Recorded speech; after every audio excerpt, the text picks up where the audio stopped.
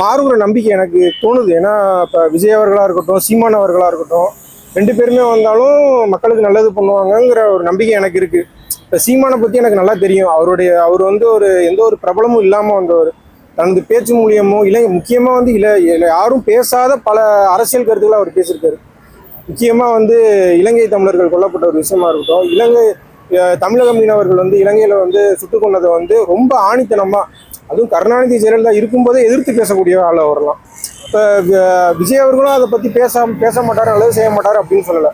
ஆனால் அந்த காலகட்டத்தில் எல்லா நடிகர்களும் தன்னுடைய நடிப்பை காப்பாற்றிக்கிட்டா போதும், நமக்கு தேவையில்லை. ஏன்னா எதுவும் எல்லாமே ஒரு பயம் தானே, இவங்க வாழ விட மாட்டாங்க. ஆனால் அந்த நேரத்துலையும் சீமான் வந்து ரொம்ப எதிர்த்து பேசினார்.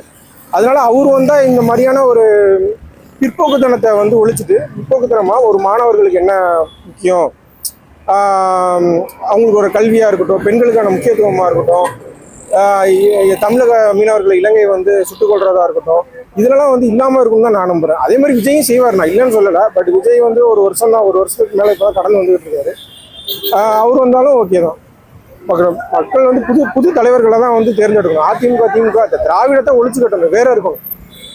தமிழர்னா தமிழ் ஆடணும். இப்போ தெலுங்கானா, கேரளா, இப்போ ஆந்திரா, இங்கே போய் வந்து திராவிடத்தை பேச முடியுமா? அங்கே போய் இங்கே வந்து எல்லாரும் ஒன்று தான், நான் தமிழை நாடு பண்ண விட்டுருவான், அவன் கலட்டிட்டு அடிக்க மாட்டான். அப்போ இங்கே மட்டும் ஏன் பேசுகிறாங்கன்னா, திராவிடம் வந்து இங்கே பறந்துருக்கு. அது ஒரு கள்ளிச்செடி மாதிரி, அது வேரோட அறுக்கணும். அது இருந்தாலே தமிழ்நாடு உருப்படும்.